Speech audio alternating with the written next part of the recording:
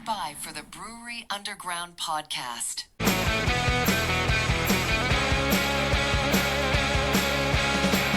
In Nashville's heart will rise, craft and brews will meet the skies. Steve and Scott, they lead the way. Brewery Underground, night and day. Raise your glass, let's ignite. In this city, we unite. Raise your glass, let's ignite. In this city, we unite. Hey, well, look at this. We're back. The Foamy Underground. That's right. Stephen Scott, Mitch and Rich, and we got a cast of characters on this podcast episode today. And Scott, you are the one that kind of were the ringleader on this. So let's talk about who we got on the podcast today. Okay, and they've got so many titles. Let's just go right into it because I got a bunch written down here. We've got Chris Chamberlain and we've got Braden Gall. Both are voices and writers of the podcast Mashville. Among other things, Chris, you are a food, drink, and travel writer for the Nashville scene, probably among other things. Braden, you are the owner of 440 Sports Media, host of ESPN Sports. Again, probably other things as well. Welcome. Good to be here. Thanks, Glad guys. to be here. Yeah, thanks, Yeah. guys. Yeah, we very much appreciate it, and it's like 3 podcasts today, you know. Yeah. in one. I was just looking at the windows, and this looks like if the Brady Bunch was like a pre-Ozempic commercial. Yeah. Yes. That's Speak what for craft yourself, beer Chris. does to you. Speak for yourself, Chris. I'm midway through Ozempic, okay? That's right. Well, we just need yourself. 2 more. We can invite 2 Yeah. more while we're at this. Yeah, we need like Alice the housekeeper, you know. We'll let Rich be Alice. Yeah. I've been called worse. It's That- okay. Guys, did I get most of your titles right? Yeah, absolutely. did, That totally yeah. works for me. I Okay. literally have a business card that's covered on the back of it with places I write for, used to write for, places that I've outlived, editors that I've outlived. So I've been doing this for about 17 years, and to be a freelancer, you really got to scrape together a living. I know Braden can talk about that hustle too. I mean, I have a notebook in my pocket that says "Get shit done" on the cover. So I mean, that's that's what you got to do. So That's it, whatever works. First Love off, it. how do you guys know each other? Chris, you want to go first? Well, I've been a longtime listener, loyal fan, first time podcaster with Braden. But I knew Braden from, back what he did on 102.5 when he used to have the morning show there, and heard him contribute to a lot of things. And when I heard that he was going, what are we calling it? Digital terrestrial podcastral radio. Yeah. That Internet radio? Yeah. Internet radio. I started subscribing to his podcast one at a time, and now he's in my ear like 85% of my free time because I'm listening to one of his podcasts. So I've always really admired that he's more than just a sports guy, that, he really cares about the culture of Nashville, the politics of Nashville, the sociology of Nashville. So I've always just enjoyed hearing his opinions, and he likes to eat and drink like I do. So that's good. So I probably knew Chris 2 different ways, but didn't know that I knew Chris.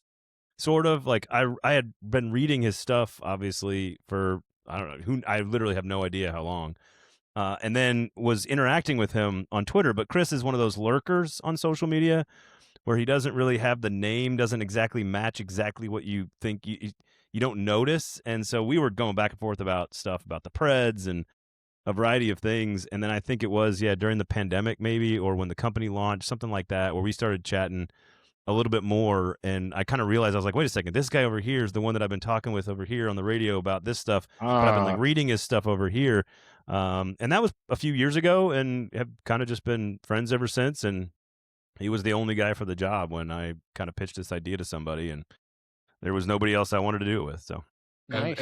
And my handle goes back to, literally it was my AOL handle. So, That stands that's for why it hasn't America changed. Online for Yeah. everybody under the age of Oh, How's the 35 AOL years going old. these days for you, Chris? You know, I got a cabin up in Swanee, and I wrote my first 2 books using CDs that came monthly from AOL and Net Zero. So there you go. Net zero. dial-up's been a big part of my life for a long time. There you go. Hence why the editors have died. Yeah, I've outlived them. I don't think you're going to find anybody on this call that doesn't know what AOL is. I think we probably all had it back in the day. We're all of that age. Back in the Yes. day. Hey, before we continue on, what are we all drinking tonight since it is a beer podcast? Yeah, let's let Ooh, our good guests start question. first. Chris, what have you got? I am drinking a Yazoo Daddy-O out of a defunct Mayday mug. They're a pint Oh, glass. yeah. So here's to Ozzy. Yeah. Here's to Ozzy, Ozzy. Yeah, cheers. ironically enough, we talked with Ozzy last week in a couple weeks ago in Murfreesboro about his current happenings, what's going on right now, like his caricature drawings and things like that. So always a good time hanging out with Ozzy. Even more fun when you get him down on the microphones to talk for a little bit because you get the real Ozzy. I never realized that he never quit his day job. Nope. Always, I mean, always had his full-time gig. Yeah. Yeah, Which he is was talking nuts. about that night at Middle Ground with us, and I was like, wow, all the years he owned Mayday, he was still working in healthcare and a day job, and it's like the amount of hours that guy put in, and you could tell now he's just sort of like, sitting back and seeing how it all is with everybody else. and it kind of indicates something about HCA's drug testing policy. No Maydays on that, I'm sure. Yeah. maybe he got grandfathered in somewhere along the way. Love that guy. He was great. We've actually not even released those episodes yet. It's that new, so maybe look forward to those soon. Braden, what have you got? I've got, I believe this is an Italian Pils from Barrique, I believe, in my ML Rose pint glass, of course, so always Okay. on brand. I'm really into Barrique right now, them and Fela Force as well. Those are like the two that I'm kind of drinking a lot of, even in a January, relatively speaking. So I'm really into what they're doing right now, and hopefully they'll still exist in a little while. Yeah. Yeah, it'll be interesting. I know they've got beer, but for how long? We'll see. Yeah. They got land that's very valuable. That's the Yes, for sure. Yeah. Well, there's an ML Rose. You mentioned it. ML Rose just opened up in Murfreesboro, where I am too. So I remember going back to, even 7, 8, 9 years ago, my buddy and I, when he was just getting into craft beer, we would go meet up at Craft Brewed, downtown in Nashville. We would have a couple of flights there, and then the only other option that we thought of, or the only thing we knew, go down the street to ML Rose, have a good burger, have a couple of beers, and then continue like the craft beer tour around Nashville. And then at that point, hadn't been able to get back there since. And then 2 months ago, ML Rose opened up in Murfreesboro. So Yeah. it's become a regular hangout spot here too.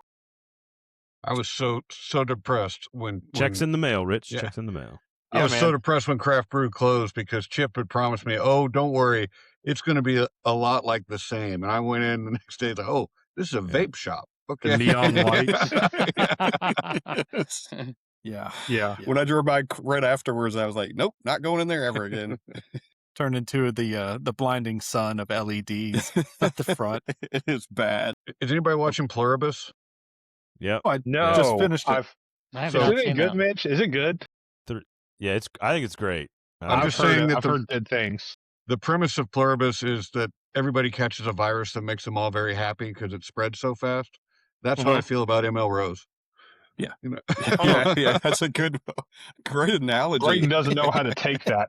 Well, Yeah. so like What is- let's turn this from a beer show into an AI Right. show. I thought it's an entire, like, I'm 3 episodes in, so we're not, my wife Me and I too. just started it, so we're like really excited to like go watch another episode tonight actually, but I feel like it's exclusively about AI, unless I'm wrong about that. Like that's how it feels to me, is it's like all these folks just all have the same brain. So I recommend it. Go watch it. It's great. Yeah. Sounds good. It's a slow burn. Just don't expect it to be aggressive takes at all. It stacks Nice. upon itself. It's good. Yeah, it's good. I really like it. So All right, so what are the pros drinking? Mitch, what you got? Well, I'm going to disappoint everyone here tonight. I'm kind of out of craft beer, and I've got this Nice. several-month-old Natty Light Natter Day with this great yellow color. It's less amber than my glasses. Hopefully it's still fresh. I don't know if Yeah. that matters. I don't think it matters. Yeah. At some point, he won't notice. It's going to look like that in 8 hours, too. That's Yeah. right. That's the At goal, 2 I a.m. in the guess. morning, right? I just created more Natty Light. He's getting his water intake in for the day. It's a renewable resource. This is my punishment for not stocking back on local craft beer. I've got to go back and find it, Mitch, but I know we both have one. We've got one, a 3D printed bottle opener. I can't remember who we got it from, but it's the Natter Days. It's bright pink and yellow, and it's got the teeth on the other side to help with the wax bottles, the wax tops, but it is a killer. It says Natter Days on one side. It's like bright pink and bright yellow. It's obnoxious looking, and I love it. It's a wax cutter and bottle opener. Yeah. Nice. I got to find it somewhere. I'm drinking, so I got a couple. I'm actually, Scott, I'm on my full pour now. All right. You're good for a good 10 or 15 minutes. That's right. Maybe 15 minutes. I've got a couple of Goose Islands in the back. I might bust out here in a few if things go well. But so tonight, I just finished up when we started recording. I just got back from Chicago last week, so I decided to drive it instead of fly it. Because, it's 8 hours, but it's a fun ride, like 65. There's breweries along the way. And hit Indianapolis on the way back. Hit this really cool place called Metazoa Brewing. Very, very dog friendly, like pet forward. Like a lot of their brews are named after dogs, and I'm a big dog guy. 2 ladies run the shop. Super cool place. They have 15 or 20 different beers on the board, and they'll let you order all 15 of them at once if you want on a flight. And so it was just a fun time. So supported them there. I was drinking a hoppy wheat from them when we first started here. And I've moved on to, sad to say, it's not Nashville. I'm not drinking anything Nashville right now. Atrium Brewing. So probably another one of my favorite breweries along a little bit north of Tennessee here, going up to Chicago. But I'm drinking the Karaoke Bender. It's their newest New England IPA. So super good, really juicy. Kind of got a little bit of like a milkshake taste to it, which is not normally what I go for. But in this case, it just kind of smooths things out. And it's not too creamy, but it's very smooth. So I'm really enjoying it. Nice. Looks good, too. In my crazy gnome glass. For the win. Yeah, that's right. Well, I've got, which is Crazy currently my favorite brewery in Nashville, and my favorite beer in Nashville right now is the original from Stokehouse, which is Braden, is right over there by you in East Nashville, the old Crazy Gnome location. And this is my favorite, not just Nashville beer, this is my favorite beer right now. It is unbelievably good. Clean, Chris. It's as good as you get as a lager. I mean, my God. And if you guys haven't been to Stokehouse yet, make sure you get over there. Food and beer. Yeah, no, I mean, they're legit, and that smoked burger he does is just crazy. Yeah. Yes, I really wish I could have got the bologna. Yeah. The bologna, and he released the sausage today, too. I saw their Instagram post. That looked killer. Yeah. Everything from them has been so far. Yeah. Scott, I know you love that lager because every time you're there, you're checking in 3 or 4 of them, just boom, boom, boom, boom, boom. And I don't do that with beers. I'm jumping from one to another almost every single time, but I'm just like, everything they've got on the board is fantastic. Like, just give me another. Just give me another. Just give me another. Like, you can't beat it. And that coat closet in the tap room, that's their dry storage. That's it's amazing what they do out of that small space. So Goodness. Very efficient, man, and they are doing wonderful things. And we'll get back to this later, but on the Nashville scene, I'm just saying the ribs and the barbecue better be on that readers poll next year from Stokehouse. Yeah. Just saying. Well, East Nashville wins the scene most of the time because that's where all our readers are. Yeah. That's true. Oh, you're pandering. Okay. Yeah. There you go. Well, it's because it's free. Yeah. Steve, what have you got? Man, I am also drinking some Barrique tonight. This is their English bitter Notting Hill Gate. So, got to support Barrique, Hopefully, we can support them for a long time. I'm hoping for them. Yeah. I love that ESB of theirs. Very good. And cheers, everybody. Cheers, everyone. Thank you guys for being here and making the time. So the reason you guys kind of jumped on our radar, and Steve, I know you know who Braden is prior to this, but you guys did a podcast, and it was a 7-part podcast ultimately called Mashville, an improbable history of Nashville craft beer, which I think we all thought was pretty amazing. I loved it. Thank You you. guys were both the narrators and the writers on that. I will say that Braden really liked that name when I pitched it to him, and now I hear that the poor guy has to say Mashville with an M. Mashville. If you Mashville. try and Google Nashville, you're not going to find. I think what's cool is you guys really listening to it went through the history and you interviewed so many different people. But let's talk a little bit about what inspired you both to come together Yeah. to really put together this podcast. What was behind the idea and the concept of it? So I've worked with ML Rose for a number of years as a client on a bunch of shows. Just kind of believe in their vision. They believe in small business. We believe in small business, and so it was kind of a really good fit. And then they came to me. I would say, I mean, this had to be 2 years ago. They were just they just kind of, we were having a regular kind of marketing kind of meeting, and they were just saying, hey, like, we'd love to do something around beer. Like, maybe we can do an episode of one of your shows around beer. And I didn't even have to like wait till the next meeting. I was like, I know what I want to do on this. I'd like to tell the story of Nashville, but like through the lens of craft beer. And, you know, it never really was supposed to be about, you know, barley and hops and ingredients and flavors and stuff like that. It was always supposed to be about the city and like its relationship with beer and the relationship with people and the neighborhoods and everything. And they bought it like 100% right out of the gate. I was like, I don't know how long this is going to take. I'll put a budget together for you. I know who I want to talk to be the co-writer and the voice on it. And had to build the team from, you know, had to get an editor and an audio engineer and put graphic design to it and everything. So once I got the budget together, they were like, they didn't even hesitate. They just were like, yeah, let's do it. And I think they probably expected a product much sooner than we put it out. It took us way longer. A lot of that's on me. But that was kind of the impetus for it. It was like I kind of knew I wanted to tell the story, and I didn't really know how to do it or you know, what's the right delivery mechanism. When they asked for that, I said, whoa, like instead of a 45-minute conversation about, you know, a brewery or a couple beers or whatever, like let's do the whole thing. And 30 hours of hours of interview and a year of work, and God, I don't know how many times we sat down to edit. And finally, we got it out. It probably was 16, 18 months maybe total from time of that meeting to the time it actually, you know, got published. Yeah, we thought it was going to be, you know, like a tailgate beer long, but it turned out to be like a barrique process, you know, to get it done.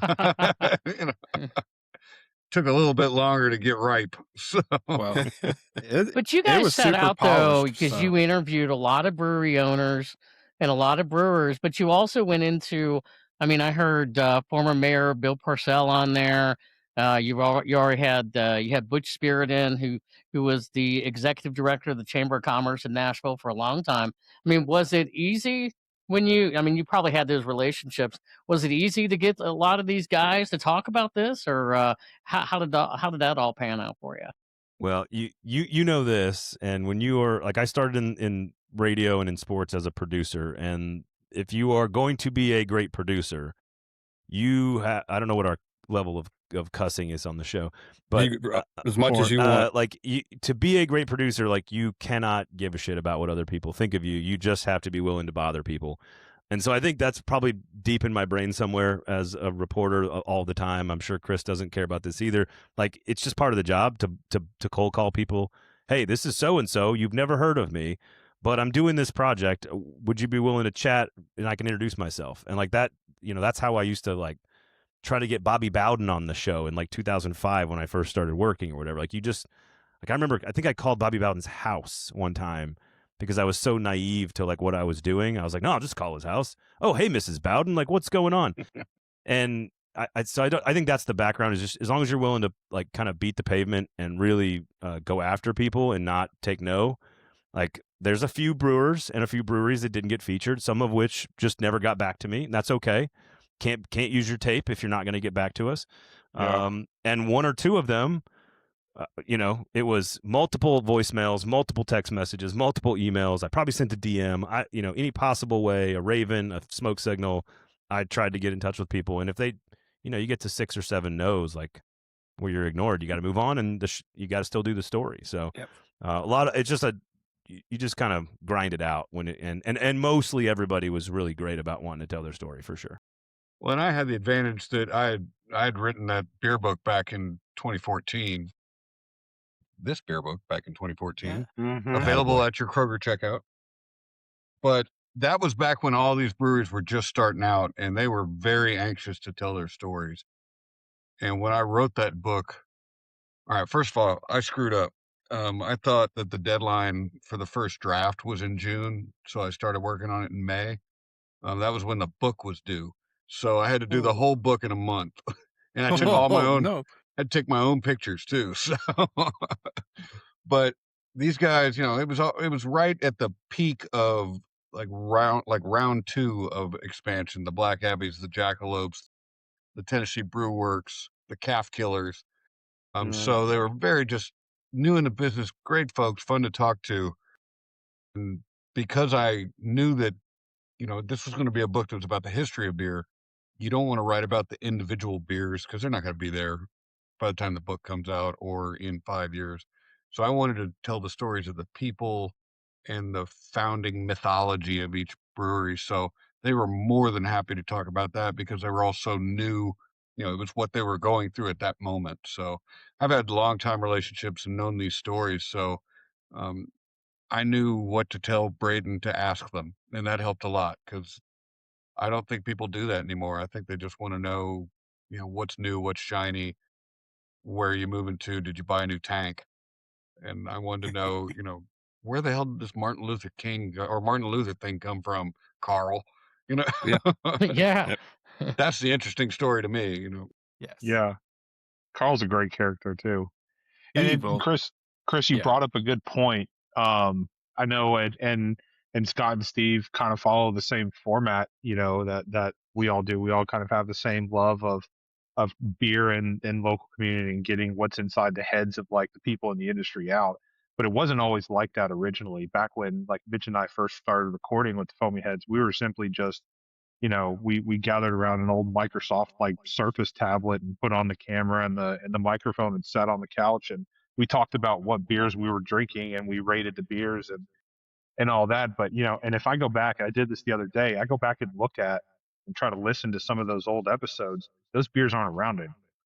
Like it's not, it's point in time, right? The craft beer industry, as we have found over time, is evolving constantly, and there's always new beers coming out, and people aren't interested in, what was last week. They're interested in what's coming up now. So you brought up a good point about, people are interested in the history and what's inside the people's minds of the industry, right? And that's what I can say that as a customer of you guys, that's what I'm interested in. That's what makes me interested in Mashville is the history and going through and the bite-sized pieces, right? I mean, they're 20-minute episodes. I don't have to sit down and dedicate an hour long to something. I can throw it on when I'm heading to the store. When I've got my hands full with kids, so it's easily digestible format. So cheers to you guys, and I really appreciate not only the historical look on things in Nashville, but also the bite-sized format that you guys present. I intentionally wrote this. I intentionally wrote this book to be each chapter to be like 3 trips to the bathroom long, so you could just leave it on the toilet tank and learn about a brewery, every couple days. You're either a fast reader or a long something else. Both are true. Well, like the thing that strikes me from both of y'all's comments, Chris included, is like one of the things I probably didn't expect. I probably wanted to do this, but didn't know what to expect about it. Was sort of the personalities of like the original group. I think there's lots of great personalities currently, new breweries. Like I know a lot of them. They're great people. They're interesting. But I thought the ones that really built the whole thing are the ones that are in Chris's book. And so getting to know the personalities, one of the things that I maybe I'm the only one who finds interesting, but I thought and I think we did this on purpose. I wanted the story of the names of the breweries to be in there for each of those original ones. Yazoo, Jackalope, Tennessee Brew Works, Black Abbey. Let's use those, and then Blackstone to some degree. But again, didn't get to Blackstone. They didn't. I think Kent's a tough get, but a great guy. He is. But like I thought each one's story about how they came up with the name, like really gave me an insight into like who they were, how they thought, how they viewed things.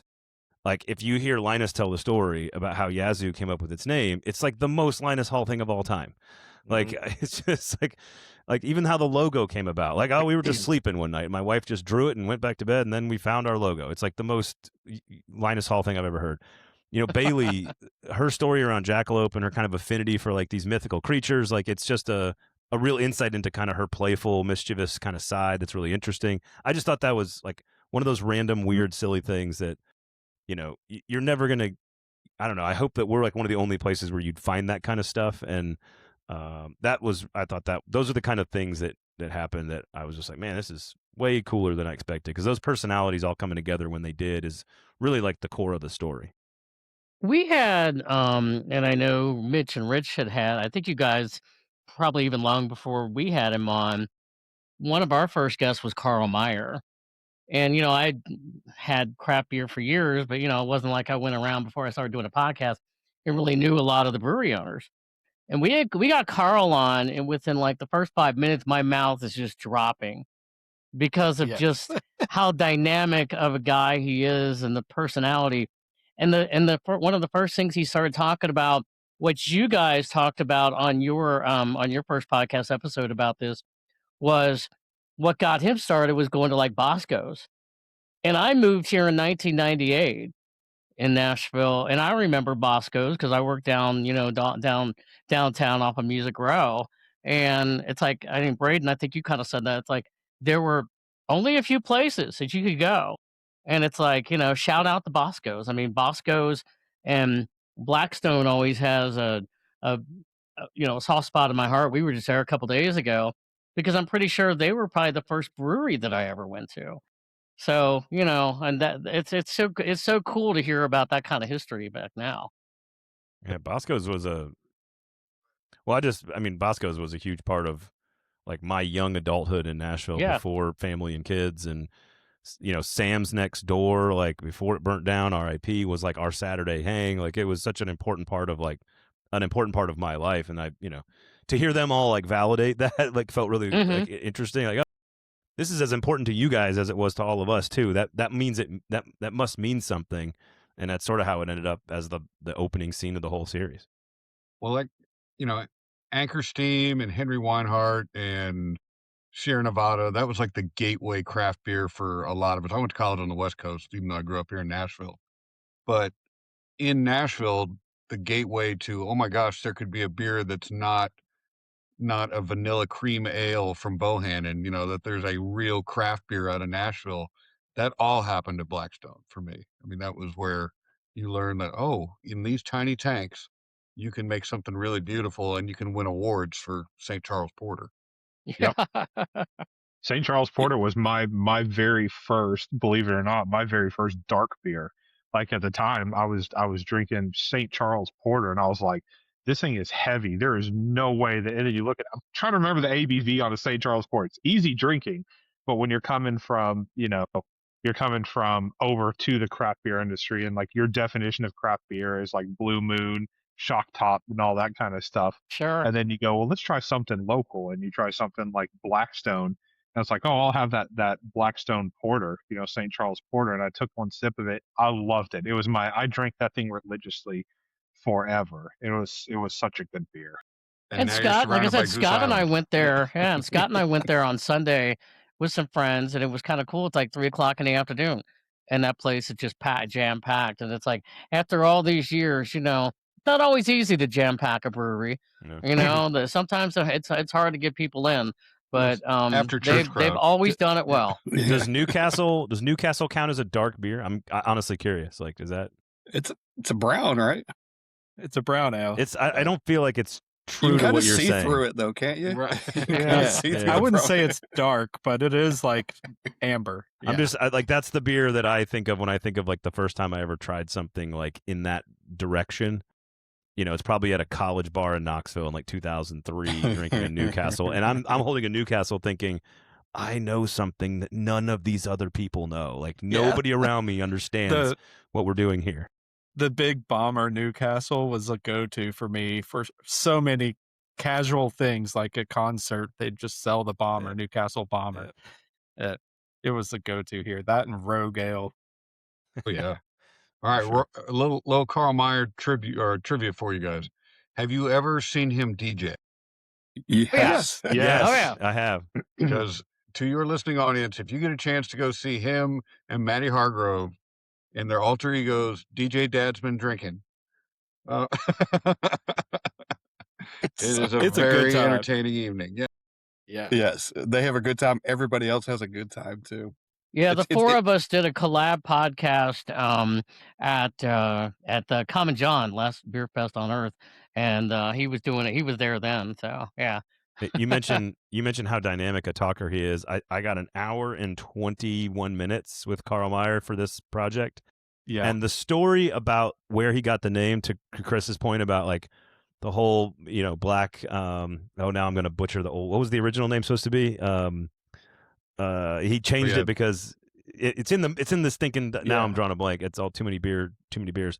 That was like a 9-minute story, like a 9 or a 10-minute story. Yeah, and John full called on. back and said, "Try and say that after you've had a beer." Yeah, that was like not even a break. Like I didn't ask a follow up. It was like a 9-minute story about how the name came about, and I think we got it. I think we got it down to like 36 seconds or something. Good job. hard. It had to be hard to do though. He probably gave you a lot of gold in there. It's so hard to edit Carl Meyer. Yeah. Because there's so much good stuff, but none of it connects. Braden, before we hit record, you were telling us that Chris was your third choice in narrating the thing. Who were the first two? Why'd you just do thought that, of that. Scott? Why'd you go that direction, man? They both recommended me though, so that's good. Yeah, it was. He it didn't was say that. Just Vern Lundquist and Dolly Parton were the first two, and they both said no. It's fair. That's fair. No, he wrote how do you not do the food and drink writer who wrote the book on beer, whose voice sounds so actually natural, unlike my voice, which sounds like I'm been working for 20 years as a broadcaster. Everybody likes his voice way better, so we got to have somebody to soften me up a little bit. Yeah, well, I will admit the truth that it took us so long to do this podcast that you can hear me go through 4 different seasonal allergies. So, Well, now I just go back and listen. yeah. The That's the differences. ragweed episode. Yeah, okay. All right. Yeah. It's just called texture. Yeah, there you go. But that's a good question. So, Chris, I mean, I know you've done a lot of writings. I mean, like your history of Music City Brewing, like the book. I mean, you can get it on Amazon. It's on Kindle right now. I know you're also part of the Mashville podcast as well. But you've done some not only just like resi and things like that, but have you done TV before too? Yeah, I've been on Food Network a couple times. I've been a judge in Best in Chow, which was a Canadian Food Network company that came down to choose the best barbecue in Nashville. Best in Chow. Wow. I still got the T-shirt.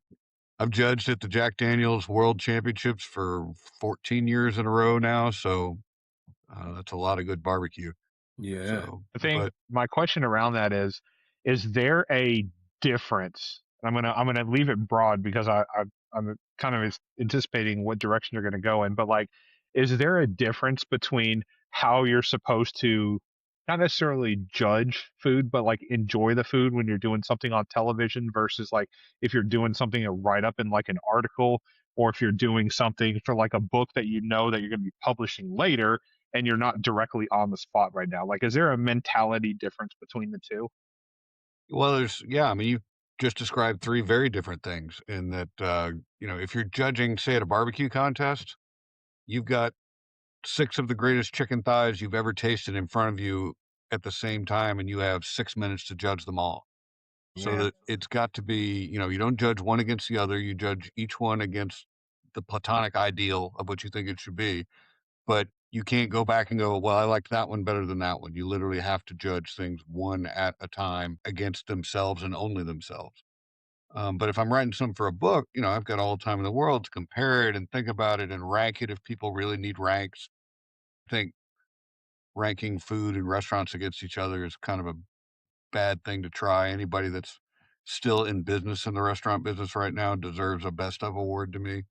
I mean, just because it's such a hard business to get into. But people ask for that too.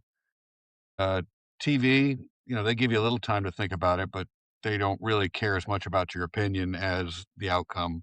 I mean, I knew going into Best in Chow that Kerry Bringle was going to win because he's peg leg porker. He's awesome, and he's going to be great on TV. And the other two were what was the one? Hog Heaven, which was great, but they didn't have a personality behind it. There was nobody that came out and charmed the judges. And then it was the Wild Horse, which was like judging inside a mammoth cave. So, I could see the big industrial smoker out there. So, there's going to be elements of theater and elements of truth in all of it. But, I just try and do the best job I can. And Absolutely. And Hog Heaven was a perfect place to eat when I was also going to like original Yazoo. Like that was a Friday afternoon. Like walk across the park, go to Hog Heaven, and then head over to the happy hour at Yazoo. Yeah, I mean, any place that just has a screen door, right? I mean, yeah. Yes. Braden, funny story. One of my buddies used to work at a location, and we used to work across the street from this guy who used to homebrew. And every week he would get an empty keg. He'd go right across the street and knock on the back door. Guy named Linus would open up the door. They would talk for a little bit, and he would exchange his empty keg for a full keg. Before Yazoo was even Yazoo, he had it on tap at his marketing company, and they would just drink Yazoo beer all the time. So this is a marathon, to right? have that relationship. Yeah, absolutely. Yeah, I knew a couple guys that had like ad agencies and marketing in there that would literally get Yazoo on tap. They were wondering if they could run it through the walls. Yep. There's probably holes actually in the walls already. Like, I'd be all right with it. Yeah. The rats would eat the beer lines, though. So. It's funny you mentioned it because Steve and I were just over at Corsair this weekend, which was the previous original Yazoo location. It looks much different now, obviously, but it's that same spot.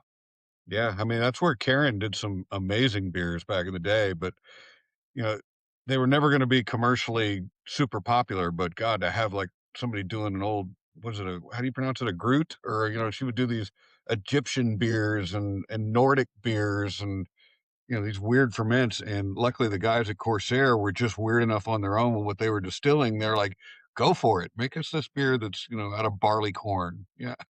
I do remember a few of those. Because a small beer project kind of thing they had when you'd go in there. Right? Yep. I think Yazoo at that time, at that place with Linus and how he came to brewing beer, I really do think that's like sort of the embodiment of like old Nashville. If people ask like, hey, what is old Nashville? What does that mean to you? What does that look like? How do you define it? It's pretty hard. You kind of just go, oh, you had to be there, right? Well, but like I think, and Chris and I talk about this in the show, like parking your car on a road that doesn't have a parking spot. Hopefully the windows are there when you come back. You're walking into a courtyard with a hole in the roof and a tree growing out of the middle of it, and the beers were $3 or $4, and you had a local Nashville band playing in the courtyard that night, and like it just was like it was rough around the edges. It wasn't like polished. It wasn't supposed to be. It was gritty, but it was like creative and kind of passionate, and like there was a kindness to it too. Like everyone was just like there to enjoy beer and have a good time and listen to some music. I just feel like that's like kind of the embodiment of if somebody's like, what's old Nashville? I'm like, that's kind of what I think of now. Yeah. And I think doing the project is actually what kind of like restarted all my thinking about all the places I used to go and the things I used to do. And I really think that's what old Nashville really is, was this gritty entrepreneur, creative community that just supported each other, made really killer beer, and was just trying to have fun doing it. And like, this is some guy that just like learned how to do it off the back of a magazine. Like it's a great story. And there was a lot of bootstrapping back then too. I mean, literally you could go in and volunteer to help Linus bottle on a Sunday, and you'd go home with 2 cases. That's how he bottled his beers, because he didn't have a staff until his insurance found out about it. And they're like, no, you cannot have randos coming in and using your bottling machine. But insurance companies, way to screw up a good thing. That was one thing that I really loved working with Braden on this, because I knew the nerdy historical side of it, and I knew the personality. I write profiles, but to contextualize it and put it into the sociological timeline of Nashville. That's what Braden brought to this, that I just was fascinated the whole way through. And on every step, I'm like, oh, now I get where you're going, and trying to find a way to make it a personal story, but also a Nashville story, and weave in the personalities of all these great brewers. I thought it ended up as a really fascinating timeline of what made us, for good or for worse, It City, what, has turned into Shit City since then. But, it was hot there right up until after the flood. So, And I gotta, she's not here, but I gotta Yeah. shout out our editor and audio engineer, Ambrielle Crutchfield. Is like, when we started it, were 2 episodes in, and it was real dense. It probably listened like a weird old nonfiction like book or something. Like, it just wasn't what it needed to be. And I think she kind of heard all of that stuff. She heard some of the personal side of it. She heard, some of the things that we're talking about. Like, she was great to pull out of us and out of me. So I want to give her a lot of credit. She's a brilliant storyboarder and audio engineer, and was the editor and producer on the whole thing. So Ambrielle Crutchfield, shout out. Yep. And she wasn't a beer nerd. She wanted to listen to it. She wanted to listen to it from the perspective of someone going into it like, why should I be interested about this? And that really changed how we had to think about it, because we were already interested in it going in. So, That's a good perspective, though. I mean, like, you want to talk about trying to target a different audience that may not be somebody that generally listens to your type of stuff. What would it take to get somebody that's not in that industry to enjoy and listen and enjoy your show? So, yeah. thank God it's not on video. Yeah. We lose them all. Yeah. It's great storytelling. I though. really like the aspect of what you guys talked about, and you probably had to edit it down. But talk about up until like the mid '90s or early '90s, the laws in Tennessee that were so different that impacted anyone that wanted to be a brewer and really wanted to own a brewery in Nashville. Yeah, that's, in this fractured political climate that we're in now, even then there were definitely issues in where one side wouldn't work with the other side in legislation. And the fact that our ex-governor used to be a beer distributor and owned a trucking company that shipped beer from West Tennessee, he wasn't looking for small craft beer to become big.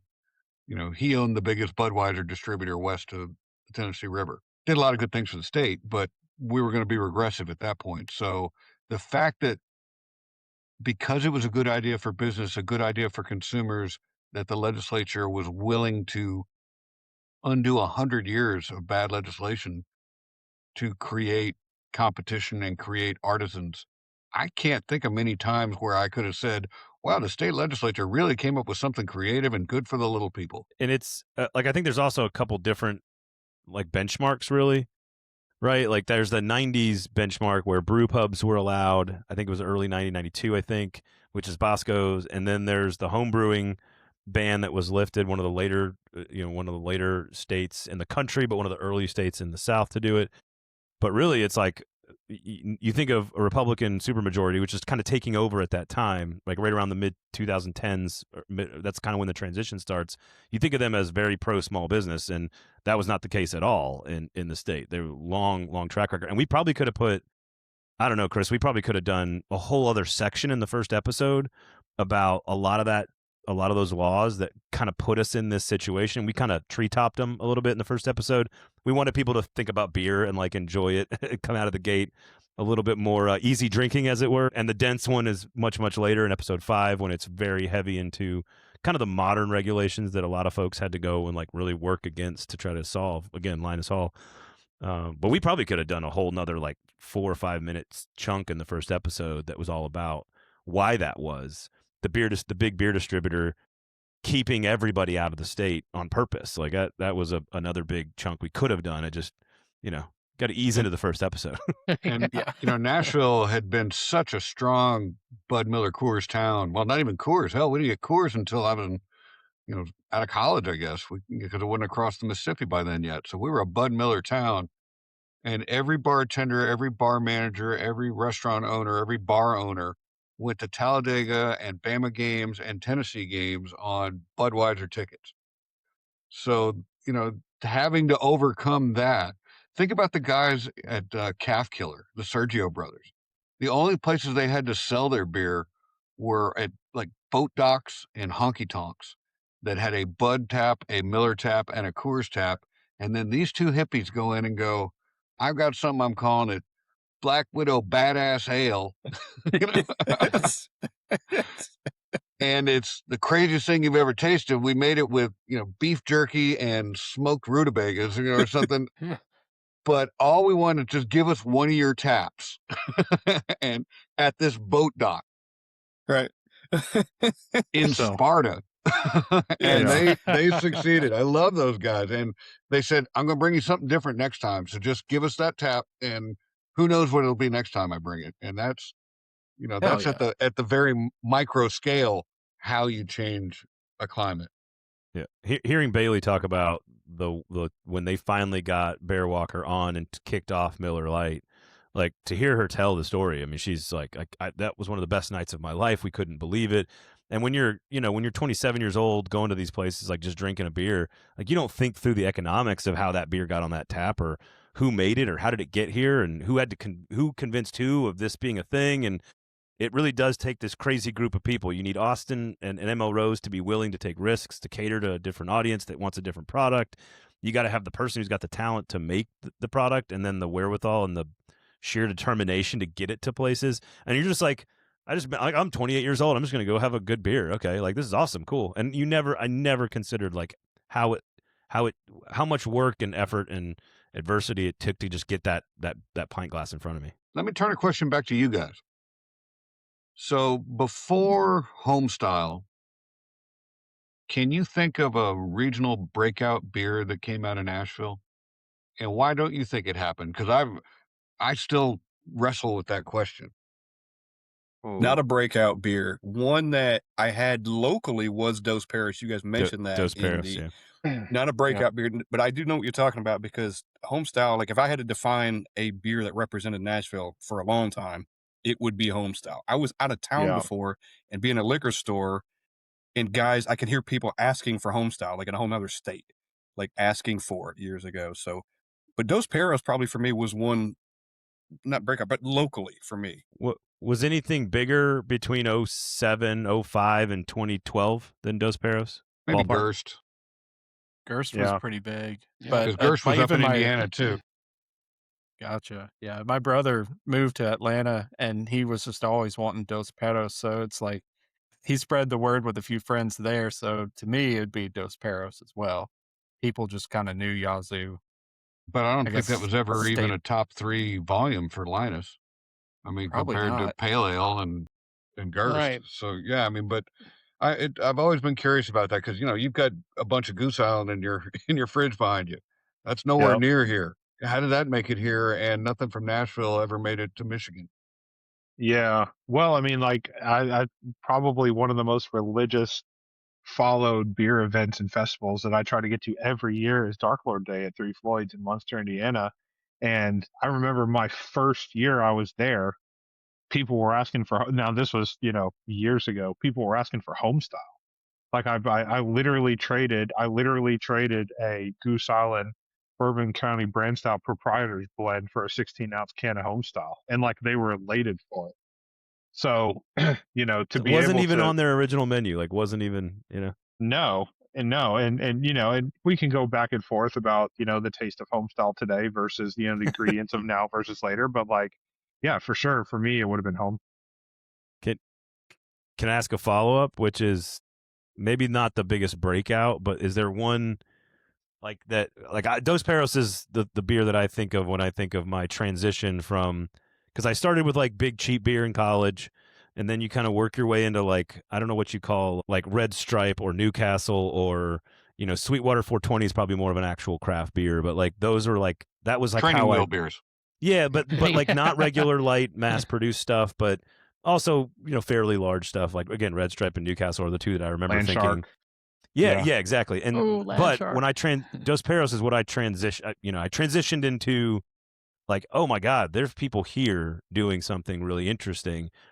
Dos Paros defines, like, because obviously it would have been Fat Tire would have been a big one that's similar to it's a craft beer like Sweetwater 420, but it's not local. All right, that I want to be here. What was the thing that made you go, oh, I want Nashville beer? Ooh, Without saying home style, it's tough.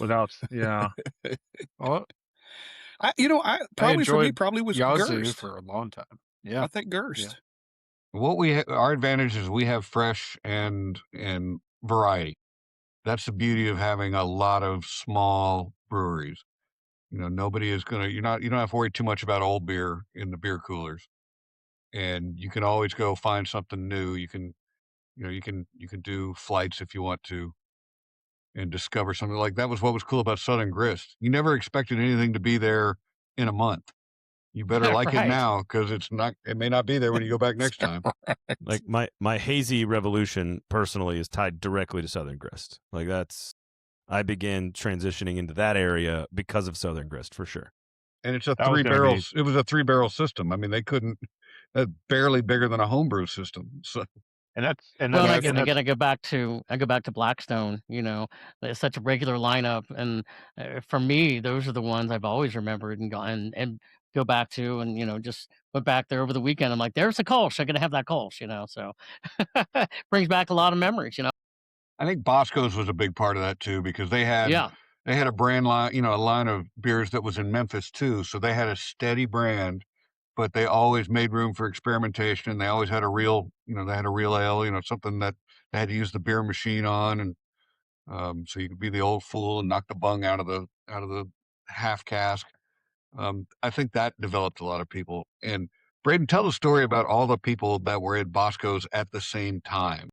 I mean, basically all of them. I mean, Carl, I think, and he tells a story in the opening scene of the very first episode about how he's rattling off all these different founders, whether it's Zons or Yazoo or Jackalope or you name it. They were all there. Kent is there. They're all there working together. And like, what's crazy is I'm like, yeah, I don't, maybe not in 2001 was I going to Bosco's, but like 05, 06, 07, I was going to Bosco's. So maybe I was a little later, but I know when he describes like walking into that place and this is what it felt like, and this is what it smelled like, and this is what it sounded like I remember it and I can go back there. So it was really crazy to hear that number, I mean, 8, 10, 12 people. And then of course, Carl breaks off and creates his own group in Antioch. Chris can tell you the name of the name of the brewing Let's just group. say it was, you can figure out the acronym, but it was the Antioch Sudsuckers. Yeah. So. Antioch Sudsucker. And he was doing it Carl. in perfect Carl fashion. He was doing it because he knew he didn't want to offend anybody that was still at the other homebrewing club. Like he was like, oh, we got to make fun of ourselves if we're going to break away and do our own thing. And the other reason he didn't want to be at Bosco's is because they allowed smoking. Right. Palate. I mean, Oh yeah. This is why we call this his palate. That's why we call this an improbable history. Because I mean, the fact that Yeah. all those people were in the room at the same time, the fact that Bailey and Christian and Carl all came from like high-end professional jobs and moved to town and decided there's not enough good beer here. I'm going to quit my high-end professional job and make beer for a living. It's just, Man. we wouldn't have the scene we have if you were trying to bet on how it would have happened. It wouldn't have happened this way. Well, so Right. Christian, one of my favorite things about Christian and Tennessee Brew Works, Christian Spears, is I don't know if you guys like Michael Lewis. I'm a big fan. I like his work. I read all of his books. But his very first book, because he worked on Wall Street, his very first book is called Liar's Poker, and it's a total kind of like inside the walls of the bond trade as it was invented in the 80s at like Lehman Brothers and Solomon Brothers and all these places. There's all kinds of crazy characters in this book, right? And I'm sitting there interviewing Christian, and he tells me the story about he goes to North Carolina, he graduates, he goes to Wall Street and goes and works because he's this genius math guy, and he's working on a desk in Wall Street. And he's like, yeah, I was working with, have you heard of this character who's nicknamed this in Michael Lewis's book? And I'm like, yeah, I just finished it like a month ago. He's like, yeah, that was my boss. And I'm like, and then I'm thinking about Lewis's book, which is like, these guys were making an insane amount of money in like 3 years. Like the skyrocketing profits for these companies and for these traders is just insane to understand. And he just was like, yeah, at 35, I'm going to leave it all behind. And then he goes all around the world. He's like in Costa Rica, and he's in Mexico, and he's in South America, and he's like, yeah, I'm in a leprosy camp in India, working at a nonprofit, when I decided I needed to brew beer for a living in Tennessee. And I was like, what? What are you talking about? And it's just I don't know. You talk about Improbable. That story is wild to me. Whoa. I wish thunder or lightning would hit me like that and give me Yeah, the right. inspiration I need. Nothing like it. But I mean, he clearly had a lot of. I mean, again, you work on Wall Street in the 80s and 90s. You probably have, to Chris's point, like he left a lot behind to just leave, just to walk away and to do all this stuff and then go find his own path, and could have stayed on Wall Street and been a, who knows how much money you could make. Yeah, and owning a brewery and brewing beer is not an easy job. Nobody gets in it Margins for are the not money margins anyway. are not fat. No. No. Yeah. But we all know that the beer community, all these guys, I mean, most of them get along really well. And Chris, can you talk about that from your perspective of like you've written in the food industry for years.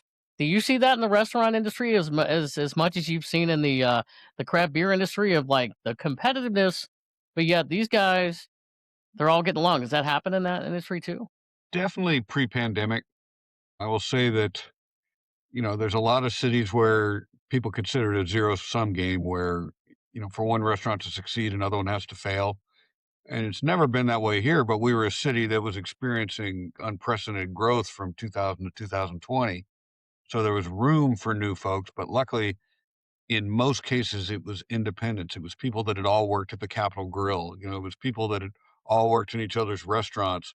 And even the people that came from out of town, I love hearing them say, yeah, it's kind of similar to the story that they talk about at Tennessee Brew Works, where they showed up where Bailey and Steve showed up with beer for him and growlers when they were all hot and working. When somebody hears that a restaurant is in the last week before they open, that is go time. That is training time. That's when your friends and family, you're trying to get staff in, and suddenly there'll be a knock on the door, and it'll be Pat Martin, and he'll have big trays of barbecue. Like, here you go. Or it'll be somebody knocking on the door from Edley's. Like, how many people you got opening today? All right, we're going to deliver 100 tacos to you. And they want each other to do well. Now, we ran into a problem come pandemic time where if you were an independent restaurant looking to open, you decided not to open, which is a smart decision. But if you were building a big hotel, you kept building that hotel because there's no stopping that. And you know that those rooms need to be filled at the end of the pandemic. Well, there's going to have to be a big restaurant on the ground floor of that hotel. So that hotel opened, that restaurant opened. And then one did next door, and downtown becomes bigger and more of the money goes into those and less into the independents. So now I would say there are plenty of local independent restaurants that would not mind seeing a few other restaurants die in a fire, but they're still rooting for each other, but that's the kind of competition. The competition is it's us versus them, and that's kind of a shame. It shouldn't be that way. Them used to be like the guys at Farmhouse opening up downtown. Trey grew up in town, and worked at the Capitol Grill, and he opened a restaurant. Deb Paquette opens Etch downtown. That's all right. Now we're making it. We're expanding into a new neighborhood with locals. Everybody I talk to, I just try and encourage that. Any restaurant that you love, if you're thinking about it and you haven't been there in a while, go, because nothing's promised. They're competitive in 26. Like beer and restaurants together now, margins are going to be smaller, costs are way up. People aren't going out as much. People aren't drinking as much. Like, it's a really important thing that if you like these places and you care about them, that in 26, and all these breweries now serve food. Mm-hmm. They're all competing for your casual kind of hangout time.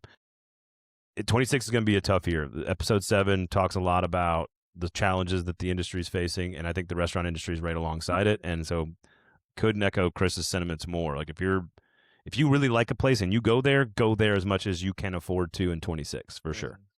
And we had, between like when Yazoo opened until 2018, I can't think of a brewery that closed involuntarily. I mean, it was unbelievable the run we were on, that everybody that wanted to stay in the business stayed in the business. Some of them sold out, like, Little Harpeth sold out and those kind of things, but you don't see that in the restaurant industry. I mean, restaurant industry's got a 50% fail rate over 5 years, and it looked Oh, like we were invulnerable in the brewery industry, and now you're seeing that kind of consolidation over the last couple of years. And it started out when you could see that Mill Creek, or not Mill Creek, that Bearded Iris and Scofflaw were trying to get ahead of it. hmm We're going to have to yeah, get bigger if we're going to survive this, and they didn't. You know, yeah.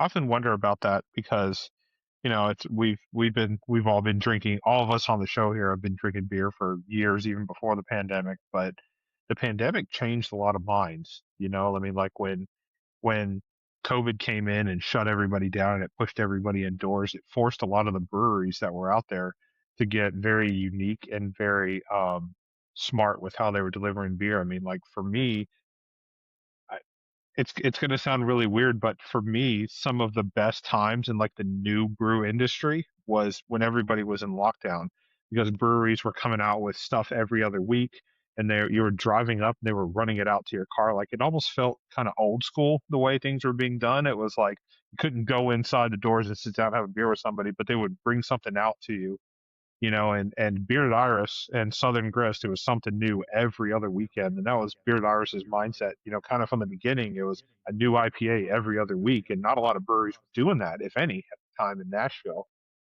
And then all of a sudden, money became cheap. So all of a sudden you saw all these new breweries open up post pandemic, and all of a sudden people were borrowing money at 0% interest and all that kind of stuff, and PPP loans. And now in 25, 26, and probably in 25, like you're seeing this consolidation of breweries. Like, and sometimes you're looking at some of these breweries and you're scratching your head, like, how in the world are they still expanding? It's just like, Yeah. I'm sure there's a couple of breweries in everybody's mind. You just look at it and be like, they got 8 locations in Nashville and other cities around. Like, how are they still doing this? they And sell these other pizza. small breweries are dying. Yeah, they sell pizza. Yeah, Yeah. but it's my mind often goes to those places like how does how when people's backs were up against the wall, when people were shut down, they were trying to figure out like what are we going to do during the pandemic, what are we going to do to get beer into people's hands. Everybody had their own business model. It was almost like the Wild West. So I, for one, appreciated the mentality of like Bearded Iris, Southern Grist, where I could order online, go pick it up in the gravel parking lot. They would bring it out to you. Restaurants got creative. I felt like Nuketown in Call of Duty. Like in my neighborhood, we had food trucks going up to the park in my neighborhood. You'd walk up and get food, and people would be standing outside saying hi to each other. But the pandemic was just a unique time for the craft beer industry in general. There was no question here. It was just kind of like my thoughts on it since you were bringing up like pre-pandemic. It was just kind Well, of a weird time.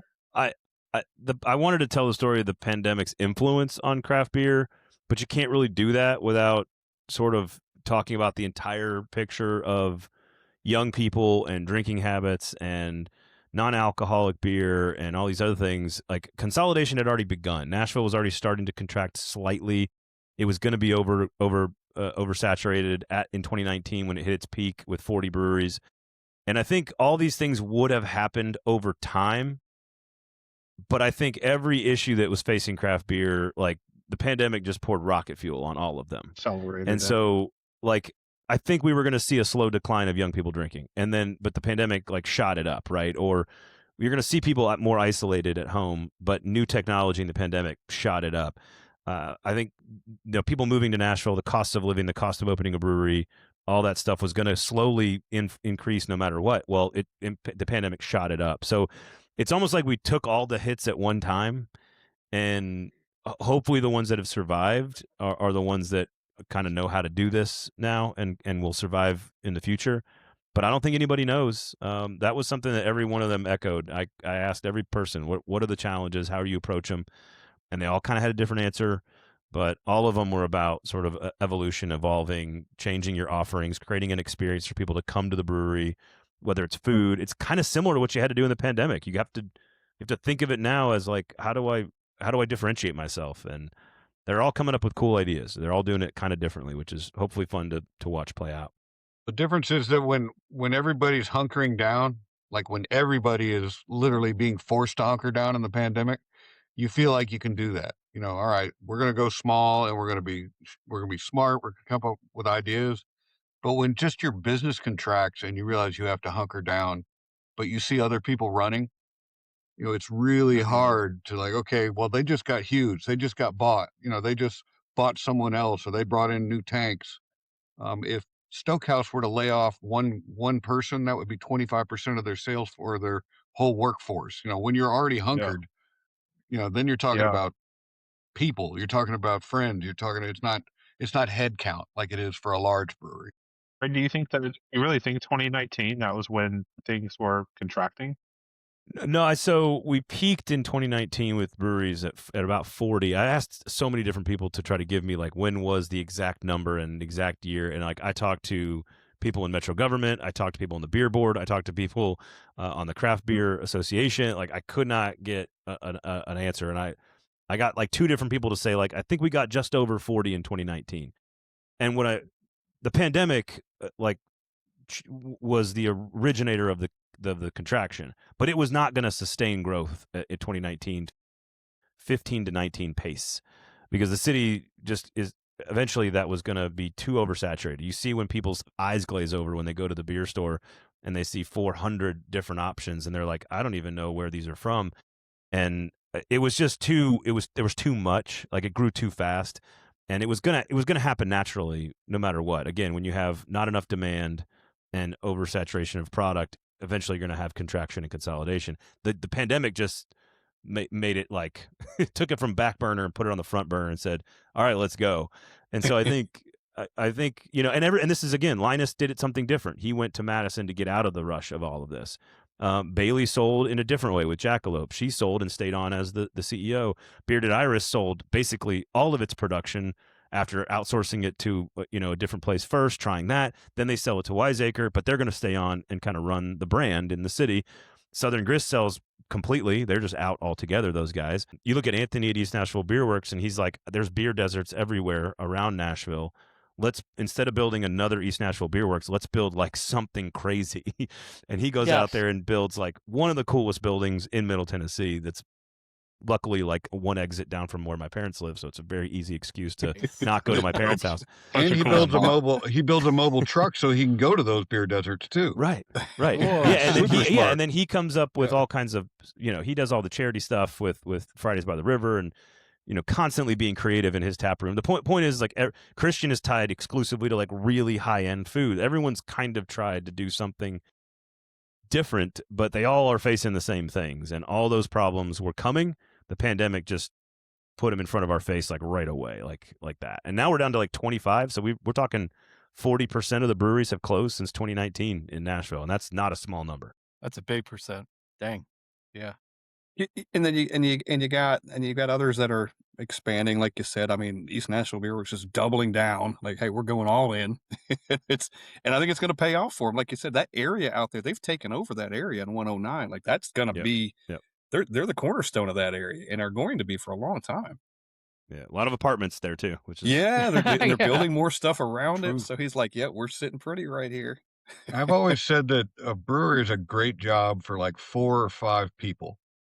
Where you could sell everything you can make in your own tap room, and you're not beholden to anybody. I mean, maybe you want a distributor so you can get into a couple of, but Yazoo, Linus didn't even want to sell in grocery stores because he didn't want to be competition. He didn't want to have his own tap room.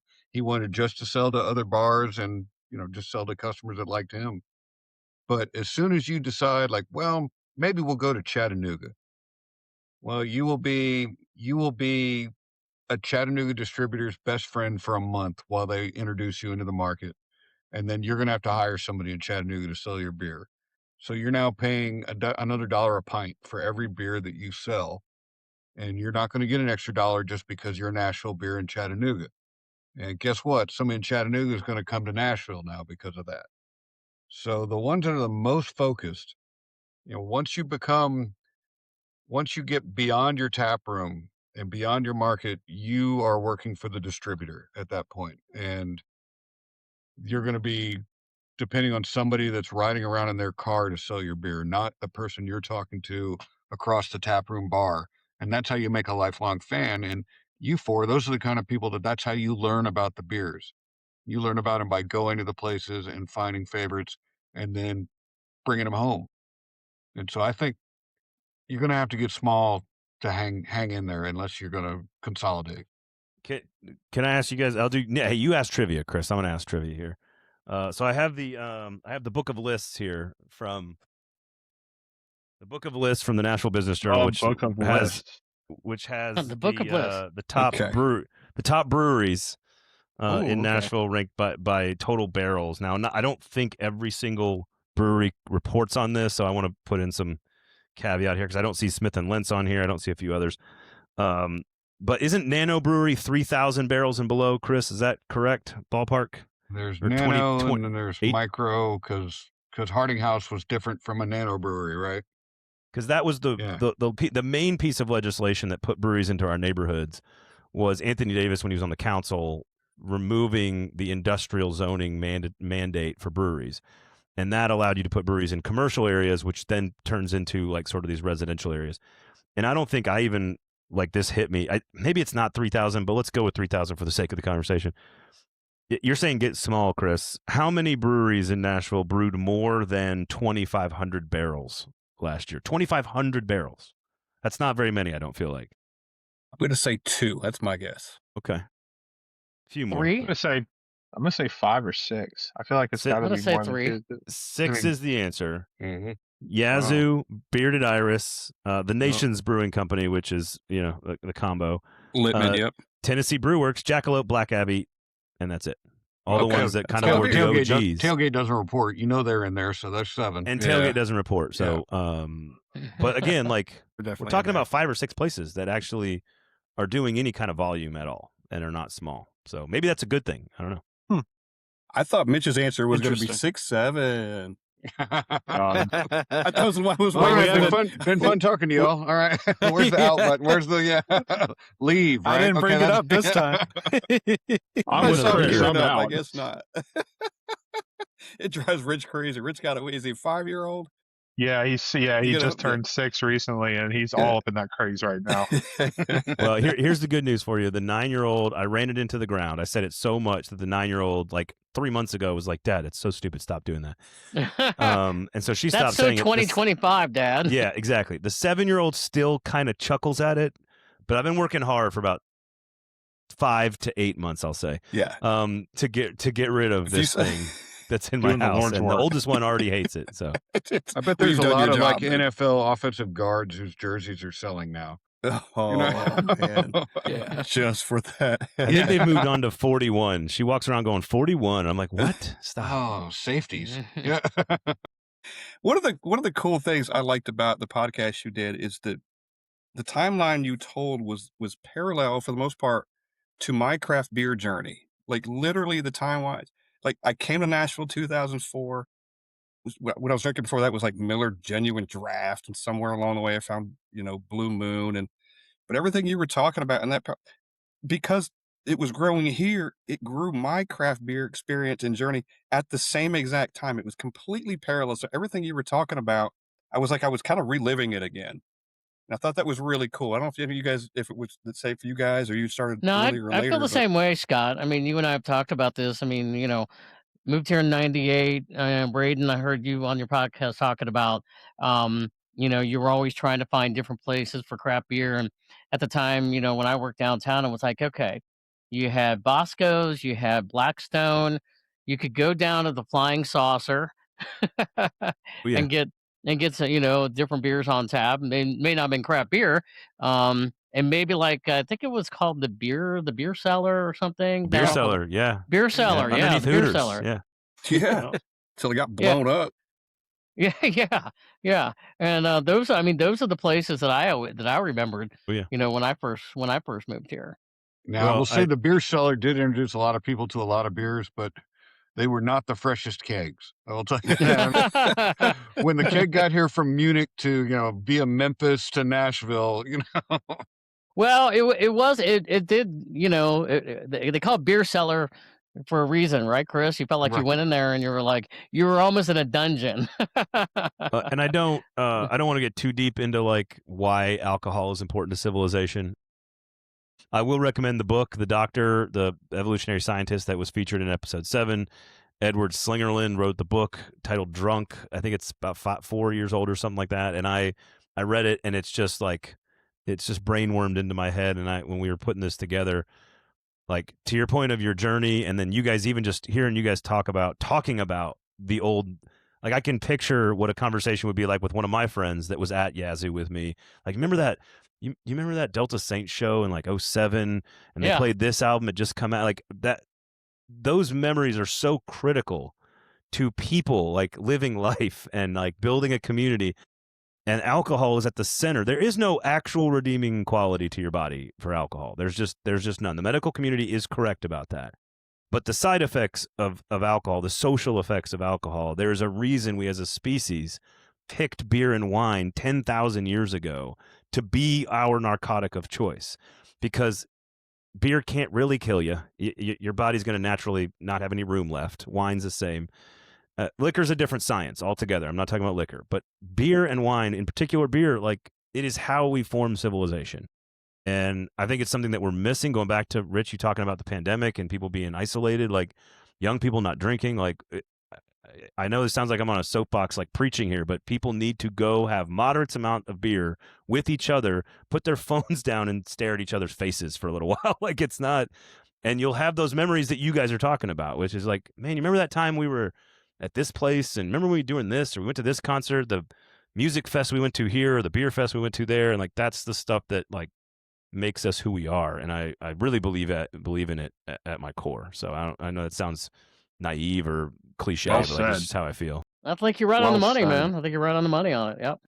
If I'm planning on going to a city, for whatever reason, the first thing I do is what breweries are there. I don't care if I've been or not. It's all around the breweries. If I take a vacation, where are we going to drink? Where are the breweries around? How close are they? It's 100 times out of 100 for me. I'll tell you the one guy not to be, and this is another Carl Meyer story. Don't be the guy that goes in and just orders a flight of everything they make. He talked about the 15 beer flight, just so you can check them off on Tapped. You know, and and Carl was sitting there on his iPad watching his numbers, and there was one guy that kept, like, he'd have another one, like, don't like hazy IPAs, don't like this one either, 1 star. You know, and just going through the whole thing, and he would put a new one on every 30 seconds, and he called the brewery, he called the tap manager and said, is there a guy sitting at the bar ordering flights, probably wearing a kilt? And the guy said, yeah, there is. He goes, tell him his beers are paid for. It's time to go. Nice. Holy shit. On brand for Carl. Yes. And that's been a conversation. That's been a talking point. Like, and all of us have had, you know, brewery founders and head brewers and owners on our shows before, and it ends up coming up every single time. You know, what's your thoughts on Untapped? And it's so funny to hear. It's so funny to hear, like, the consumer side of things, and like how it's used as almost like a fun challenge. Like, how many beers can you check in and how many you can do this, versus the owner or the brewery. And, you know, some people, they don't even look at it. They're like, I don't care about it. It's not real. I don't care. Other people are like, I don't understand why someone would give you a 4 if they think it's the perfect IPA for them. Like, and it's so disjumbled. It's so disconnected from reality. Like, Untapped should not be the system in which everybody bases their understanding and their ratings on a beer, but it's become that way. Hey, and by so the funny way, to see that by the divide. way, because it's relevant, I don't know if you guys can see this right now, but look, you probably can't see it. This is, I cannot Too see bright. it. yeah, too bright, but it's my Untapped app, and this is the Barrique, and I'm actually gonna rate the beer that I drank, and I'm not gonna rate it bad because I don't rate bad beers on there. I don't Now, put on there, I hate that beer. I'm not gonna ever drink it again. And I can't admit that I don't have a 9-year Duolingo streak. So, I mean, we've gamified everything at this point. There you go. Yeah. It is funny. We've talked to brewers, and it's, you know, it's hit or miss. Some guys don't want anything to do with it, and other guys take it as a kind of a learning experience, not to improve their beer so much, but hey, what are they saying? What are consumers saying? What are people saying? You know, you could probably throw out a guy that's given one a 1, you know, and the overall rating is a 4, right? You can just kind of throw that out, but they want to hear what people are saying. So we've heard all of it, but it has changed our rating as consumers 180. And not that we were giving shitty ratings anyway, but now you realize there's somebody on the other side of that thing, or hey, we had somebody on us, rate to style. If you rate something to the style that it is, whether you like that style or not, that's going to give it a fair rating, I think. So it's all over the place. I think we all do a good job when we check things in to make sure that we don't give anybody a shitty rating. Well, I like how Fate LaForce does it. They'll sell you a small pour. If you want to sample something, let's sample it, but we don't want to do a flight because you're not going to really appreciate that fifth beer in a flight. You're right. Yeah. I agree. This reminds me of Kayvon telling us a story about Bearded Iris's like initial menu decisions were like, I think he said they had 80 plus beers on their menu in the first year. What? Oh, wow. And it was all because they were trying to talk to the people in the tap room and getting like immediate feedback. Like, hey, we brewed this yesterday. We finished it yesterday. Try this. What do you think? And then they would make adjustments off of that. And Homestyle, I don't think was like in that first year. I think they got to Homestyle through the process of like, I don't know, talking to humans who are drinking beer in your tap room, like what a novel idea. But it does remind me of that they started so broad and then are now very focused on like, well, before they sold the very small number of beers. So it's and that's all through trial and error. On the flip side, talk to him about the beer council, Braden. I mean, that's the other way. I mean, sometimes you do need to drink 120 beers to pick the proper 20. I volunteer. Speak for yourself. Yeah. I'll do it. No, beer council, Chris, you know more about it than I do, man. ML Rose has this really, really cool evening every year where they would get people together. And yes, before Julie Merrick, who's the kind of the number 2 in charge of ML Rose, before she took over, it was total chaos and anarchy in Bacchanalia.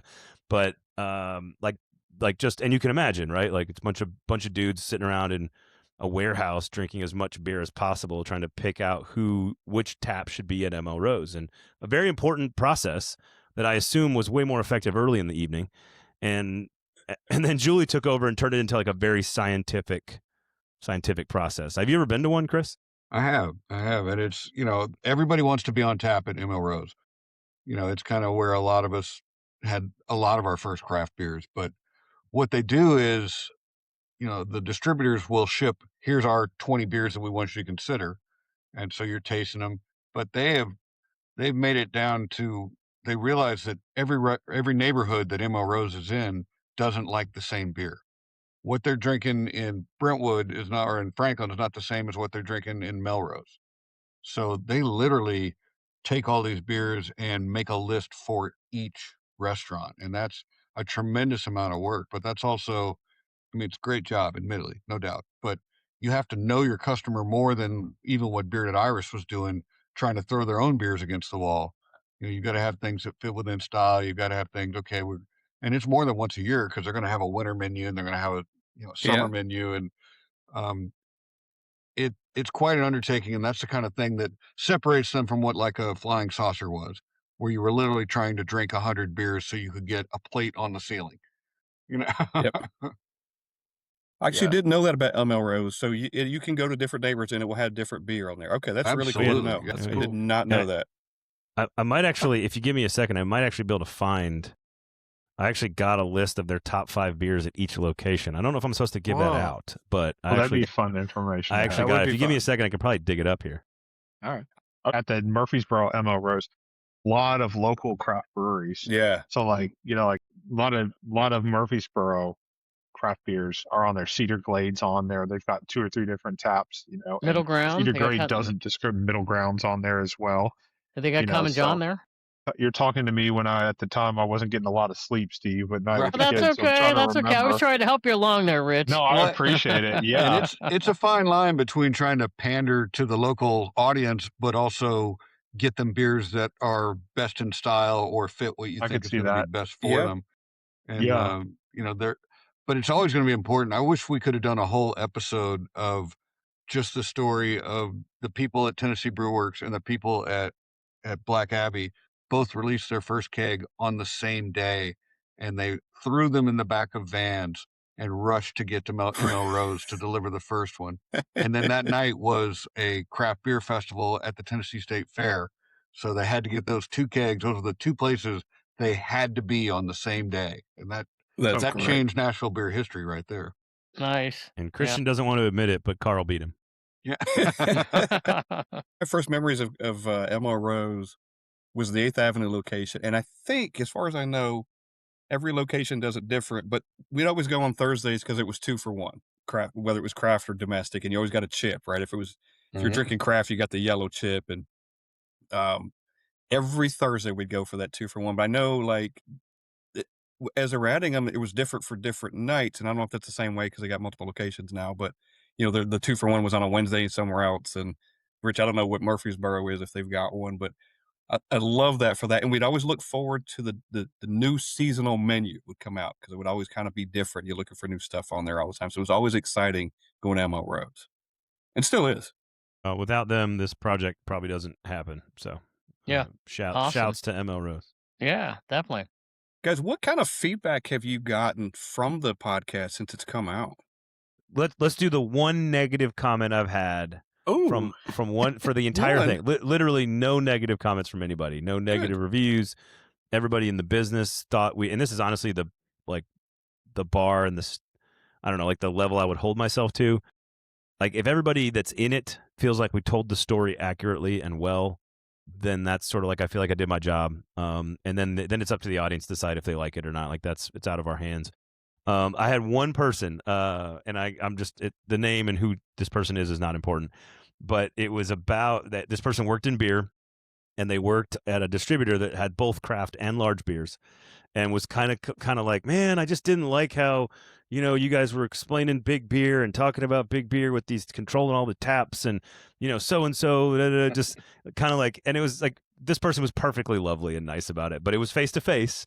It was a face to face interaction, and literally it's the only thing. And even then, it was sandwiched with like, really loved it. Hey, really appreciate you did the project, right? Like it was still very kind. But I've had one thing, and I was like, God, we're almost perfect. There's no way you can get everybody to agree on something in 2026. Yeah. No, that's fantastic. Look, we listened to it and we saw it drop. I saw it drop somewhere. Didn't have any precursor to it or anything, and saw it drop and go, this is interesting. I think I sent a link to these guys, at least told them about it, and started listening to it. I go, this is good. Like, we're kind of in it. And I was like, you were teaching us shit we didn't know or hadn't heard of, or I didn't know there were 2 prohibitions in Tennessee. I didn't know that. Yeah. And hopefully people that listen to it will appreciate and understand that there's probably hours and hours and hours of interviews that you did, and you condense these down to about 20 minutes or so. And that takes a lot of time to find, the best sound bites and everything else. It's not an easy process. No, Well, it took over a year. I'm hoping to subpoena Braden like the Epstein files to release all of them. I want all the tapes out. I want everything out in the public domain. Release Be waiting them! for a while then. Yep. Release the beer This is no Cam Ward. This is no Cam Ward documentary. The tapes will be released. No, we did. I think I've got 31 hours of interviews. And, I believe it. Yeah. And most of that's Carl. No. Easily. No. Easily. Probably 2 hours of Linus at like 3 different times. Like, just quickly, if anybody here, like, if any of these guys are listening, like, all of them were so gracious with their time. I give them a lot of credit for being super engaging and willing to talk and tell their stories and put up with me busting into their offices and setting up shop and asking them questions. And Bailey was an hour and 15 minutes, and Carl was an hour and 25 minutes, and Linus was 3 separate times. And Christian and Anthony, like, my kids go to school with Anthony Davis, and they're literally in class together. Christian lives down the street from me. And like, I was like, hey man, I need you to talk about consolidation. Can you come over here and record this real fast? And he'd be like, sure, man. And he'd sit down in my house and record with me. So like, they were very, very gracious, lobbyists, had a former mayor. We had city council stuff. We had, just again, the final episode where we've got, drinkers just telling their story. And there's 2 other people I interviewed that told all kinds of stories about their drinking habits and their family and their pandemic experiences. And it just wasn't as compelling as, like, so they don't even exist in the story at all. And so, so many people were willing and gracious with their time. And so thank you to all of you who helped with that, for sure. Awesome. I saw an Instagram, somebody posted an Instagram post or reel, and it was it was small snippets, and there were video of several, maybe all of the interviews that you had. Like I saw Kramer on there, and I saw Anthony Davis, and like at different locations and stuff. Will there be a video aspect of that somewhere along the way? Maybe, or I mean, I those were all. So what's funny is those were all shot much later. okay. Those were not part of the original sit downs. The only and I shot like 4 hours of footage this way and realized it just wasn't necessarily sustainable. But I had Linus and Bailey, and I had Carl, and I think Christian, and I had the 4 kind of original interviews, and all 4 of them, every second has been recorded. But it's just there's such massive files, and I didn't know, are we using these for marketing? There was never an idea to write the script for video, because this is one of the lessons that I've learned through this. Like, writing for the ear is so different than writing like a book like Chris, or an article for the website, or even just like a script for a newscast on TV. Like, they're so different. You got to show, not tell, which is a phrase my editor told me a million times. It's now in my head. And I think that's that's what makes it hard, is trying to, you can't write for a video documentary and a podcast series. It's impossible. It wouldn't work. And so it's not like a Preds game where you could simulcast the TV Pete Weber onto the radio and it would be fine because he's Pete Weber. That's not how this would work. So hopefully there'll be like chunks of stuff that comes out that we can kind of put out, and if Chris's subpoena works, and all the files are released, then the video files will be released too. So Well, and you know what I recommend?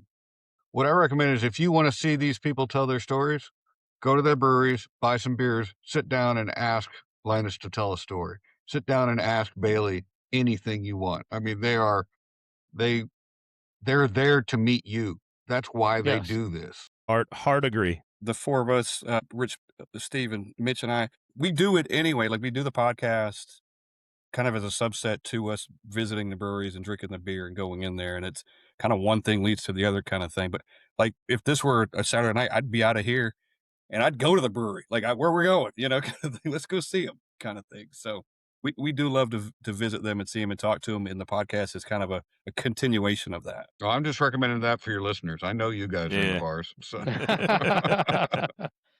See, I'm gonna look over now and see you guys. I'm like, oh yeah, I see you. It's where all the facial hair comes from. There you go. Right. As we're wrapping up, though, where do you guys like to hang out?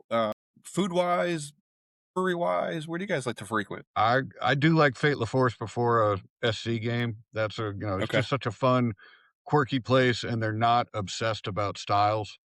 They make things up, and I think that's fine. If it's delicious, I don't care whether it's true to style. Now, if you're trying to do something true to style, then by God, do it. But if you're not, just make a beer that's fun and interesting, and be a good 20-minute walk from Geodis. That's a place I Yep. like to hang out. Yeah. Just make sure it tastes good, right? Right. Yep.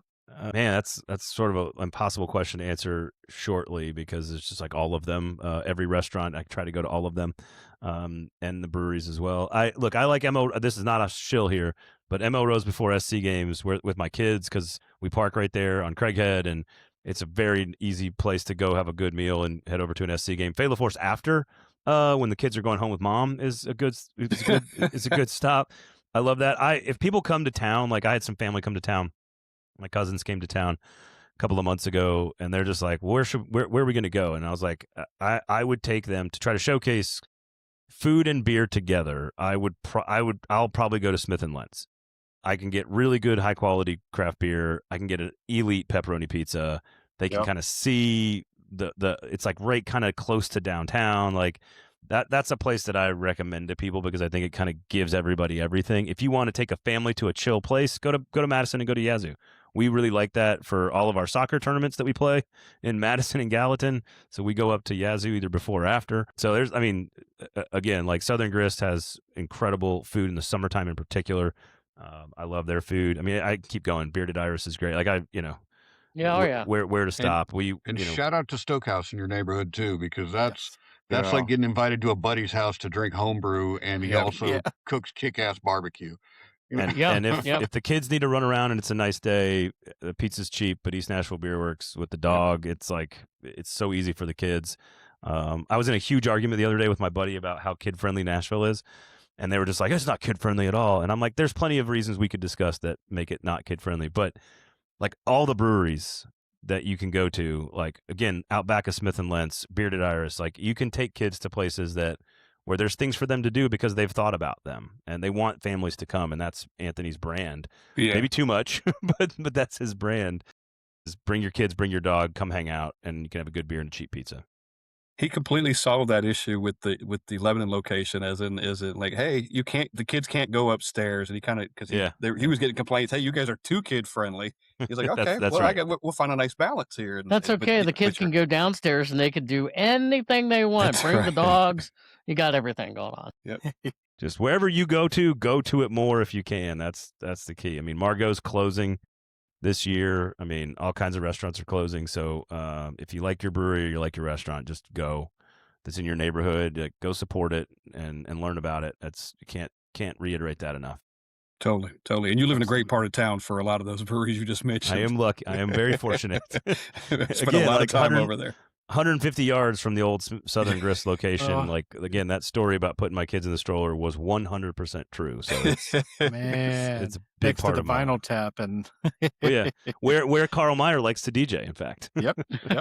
Exactly. Don't you have a great taco place over that area too, like the one on the corner there? Now I will say Alebreje is the best taco in the city, but that's my personal favorite, which is technically just down the street from us. Breakfast Burrito. They just changed their name to Resting Burrito Face, which is like the best best burrito in the city for breakfast burritos. It's unbelievable. I saw that on the Nashville scene page earlier. I was looking at. It's so good. It's so good. It used to be called like JMOS. I'd love to know what their marketing meeting was like. Like I want to know, like JMOS. Everybody just called it JMOS, and now it's RBF, which is hilarious. But like Resting Burrito Face. I love that. That's great. It's a very, very good breakfast burrito if you're in town. So. Whoa, Resting Burrito Face. All right. Yeah. Mitch's wheels are turning. Yeah, I pulled him up so I don't forget. Because he's got up on his page like right above his camera. Across the street is across the street is the best burger in the city. The best burger in the city. Dream Burger is the best burger I've had in this city for sure. Really? Okay, I haven't been over there. I think we had that, Mitch. Awesome. Weren't they right down the road from? Was it Vinyl Tap, or did they have their food truck right? They're in the parking lot. Yep. Yeah, in the parking lot. Yeah, they were awesome, and they had the spot easily. Yeah, well, guys. Anything more for Chris and Braden? I'll let them go. I think Braden had a show he wanted to go watch. There's a lot more, but we're at we're definitely at an hour and 40. So yeah. Yeah, we'll we do need this to just again, do guys. this again. Yeah, this is longer than our entire podcast. Here's my request. I would love to do it again. Here's my request. I don't know if we could do it, but I'd love to do it again. But if we could record it in person at a table with some beers, that'd be really fun. cool. That'd be awesome. Drinks are on Chris. For sure. 100%. Let's figure out where and when. Yeah, absolutely. We would love it. We've done it many times. We're happy to do it many more times. Absolutely. Would love to. Let's do it. All Guys, right, thanks guys. for making the time. I know you're busy, guys. Thank you very much for Old joining us. Patriot it is. Raising an empty glass to you guys. Cool. Yeah. Cheers. Cheers to you guys. Cheers. Appreciate you. See you all soon. Bye-bye.